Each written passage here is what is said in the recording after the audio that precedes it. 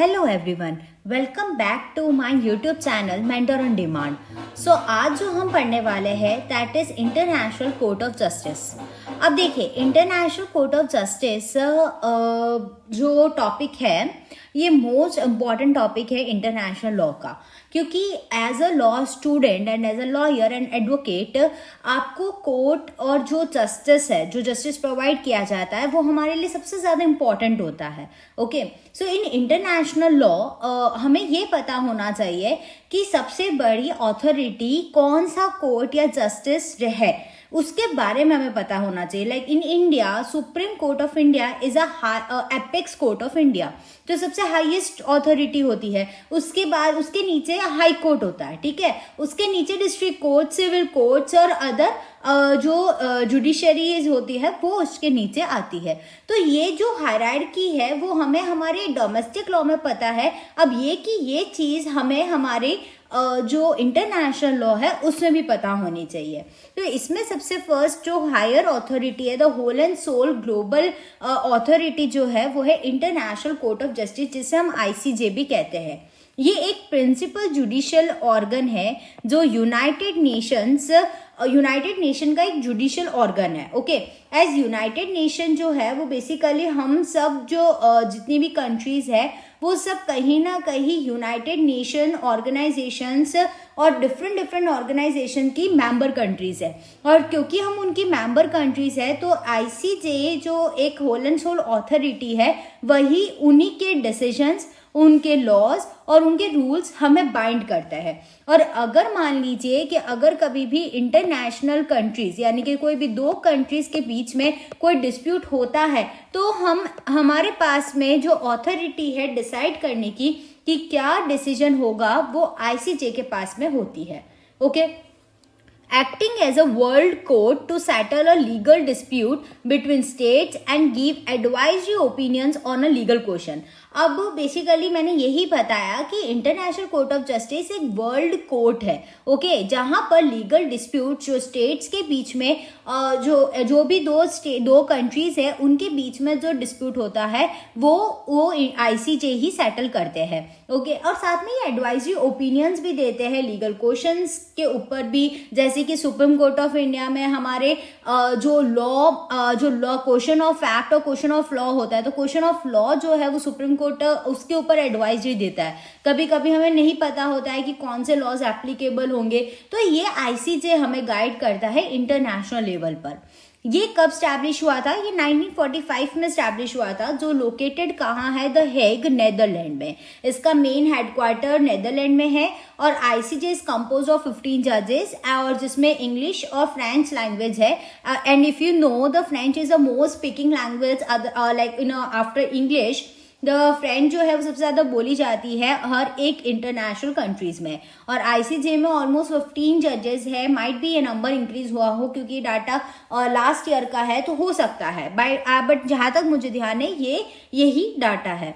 ICJ resolves a legal disputes between countries that are submitted to it by those states। अब जिन भी states के बीच में कोई legal dispute होता है regarding treaties, okay, regarding violation of contract या कोई भी तरीके का legal dispute arise होता है, तो वो सारे ही cases ICJ के पास में जाते हैं।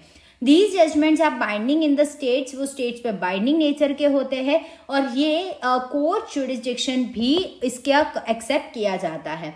मतलब अब कोई भी कंट्री का हो, अगर हम US, रशिया, चाइना या कोई दूसरी कंट्रीज की बात करते हैं तो सबके ऊपर एक ही सवाल आता है कि कौन सा जुरिस्डिक्शन एप्लीकेबल होता है। But ICJ is a whole and sole court jurisdiction. अगर आप कहीं भी कोई भी दो कंट्रीज के बीच में अगर कोई भी दिक्कत होती है, डिस्प्यूट अराइज होता है, तो ICJ में अगर पिटीशन फाइल करता है, कंप्लेंट फाइल करता है, तो डेफिनेटली वो केस जो है वो उनके पास में जुरिस्डिक्शन होता है उन केसेस को सॉल्व करने का।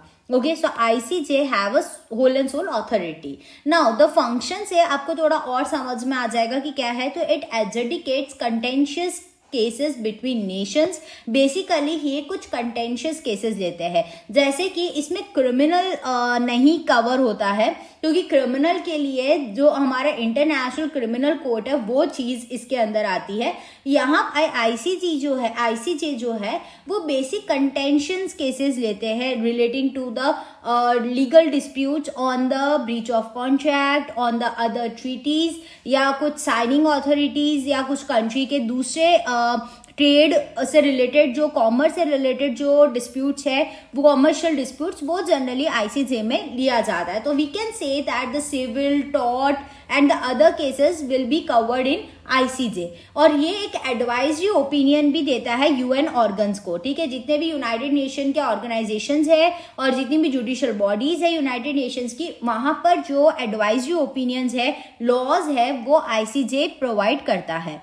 अब जुरिस्डिक्शन क्या है, तो सिर्फ स्टेट्स यानी कि नेशंस जो है, मैंने यही बताया आपको कि यूनाइटेड नेशंस ऑर्गेनाइजेशन जो है उनकी मेंबर्स जो भी है, मेंबर कंट्रीज जो है, जो उनके साथ में एग्रीमेंट में एंटर हुई है, उन्होंने वो मेंबर एज अ मेंबर है, तो उन्हीं के ऊपर ये स्टेट्स, उन्हीं स्टेट्स और नेशंस के ऊपर ही इनका जुरिस्डिक्शन लगता है, ठीक है। वही इसमें फाइल कर सकती है। जो मेंबर कंट्रीज नहीं है वो आईसीजे में उनका पास में आईसीजे के पास में जुरिस्डिक्शन नहीं है, ओके। नाउ बाइंडिंग डिसीजन क्या होता है, तो बाइंडिंग डिसीजन का मतलब है कि द जजमेंट्स और the decisions given by the ICJ will be binding on both the parties और both the states, okay, and they have to follow that decision. And judgments जो है वो पार्टीज पर होते ही है bind, okay. And instead like in addition to the judgment, advisory opinions भी जो है वो भी दिए जाते हैं। Now the distinction is the ICJ and the ICC, international criminal court and the ICJ, they both are different forms और which prosecutes individuals for crimes, जो जनरली क्राइम के लिए होता है, okay.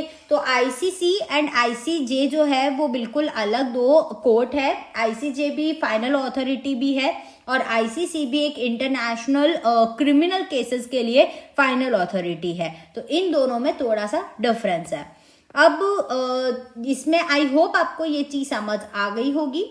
So I let me explain again कि जो भी international law में अभी तक हमने पढ़ा है वो टॉपिक्स क्या क्या है।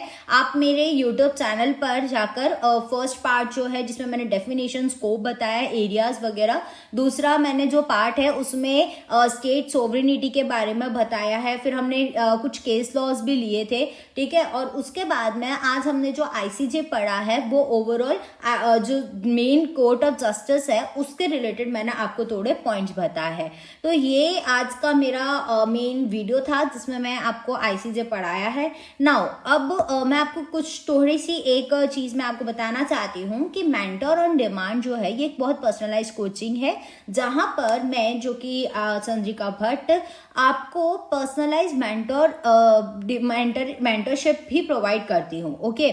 यानी कि अगर आप कोई भी स्टूडेंट है, लॉ के स्टूडेंट है, सीएस के स्टूडेंट है, ओके, एंड सीए के स्टूडेंट्स है और you want to study law, because generally CA students को थोड़ी लॉ का इशू होता है, नहीं आता है कई बार, या फिर अगर आप कोई बीएलएल जैसी पढ़ाई कर रहे हैं, तो ऐसे में अगर आप चाहे तो उन्हें कोई भी सब्जेक्ट अगर आपको पढ़ना है तो आप मेरी वेबसाइट पे जाइए, मेंटर ऑन डिमांड, और वहां पर आप सेशन बुक कर सकते हैं। डायरेक्ट आप मेरे को मैसेज कर सकते हैं। इंस्टाग्राम पे भी मेरा मेंटर ऑन डिमांड से चैनल है, वहां पर भी आप डायरेक्ट मुझे मैसेज कर सकते हैं कि मुझे सेशन बुक करना है उसमें। और आप वेबसाइट पे भी देख सकते हैं, मैंने पूरे अच्छे से बताया कि मैं कौन कौन से लॉज पढ़ाती हूँ और कौन कौन से सब्जेक्ट्स, और 11th-12th के लिए मैनेजमेंट के सब्जेक्ट्स भी मैं पढ़ाती हूँ। इफ यू आर एमबीए और एमकॉम जो आप मार्केटिंग में कर रहे हैं या मैनेजमेंट एचआरएम में कर रहे हैं, तो मैं मैनेजमेंट के सब्जेक्ट्स में पढ़ाती हूँ। So basically this is about the mentor on demand and I am your mentor. तो आप मुझे कभी भी कोई भी सेशन बुक करने के लिए, आपको कुछ भी पढ़ना हो तो आप बुक कर सकते हैं। अदरवाइज आप ऐसा भी कर सकते हैं कि यूट्यूब पे तो मैं लॉ की वीडियोस डालती ही रहूँगी, और साथ में आप वेबसाइट पे जाकर आप कोई भी जो सब्जेक्ट आपको पढ़ना है आप उस पर क्लिक कर सकते हैं कि आप मुझे मैसेज कर सकते हैं कि मुझे सब्जेक्ट भी पढ़ना है in addition to this videos. Okay, क्योंकि लॉ जो यूट्यूब पर मैं बहुत शॉर्ट शॉर्ट डालती हूँ, नॉट मोर देन 10-15 मिनट्स तक का वीडियोस रहता है, तो इसमें कई बार जनरली इतना नहीं क्लैरिटी होती है। They are just for the student जो जिनको सिर्फ एक आइडिया लगता है कि that how I am teaching, और वो इससे थोड़ा सा समझ सकते हैं कि वो मुझसे कनेक्ट कर सकते हैं। So this is all in this video. I hope आपको इंटरनेशनल कोर्ट ऑफ जस्टिस समझ आ गया होगा। So we will meet in the next video and the last part of our international law series। अगर इस यहाँ का रिस्पॉन्स मुझे बहुत अच्छा मिलता है और मेरे को नीचे कमेंट्स आते हैं, so then I will definitely make another international law advanced series, जिसमें मैं इसे एडवांस लेवल की इंटरनेशनल लॉ पढ़ाऊंगी कि एक्चुअल में इंटरनेशनल लॉ के केसेस कौन से होते हैं, कंट्रीज किस तरीके से ट्रीटीज में एंटर होती है, और क्या क्या अदर लॉज और प्रोविजंस आर्टिकल्स होते हैं जो हम फॉलो करते हैं। So we will make a deep video on international law if I get a good response from you all. So please don't forget to follow and subscribe my YouTube channel. Follow me on Instagram as well. And thank you. Have a nice day.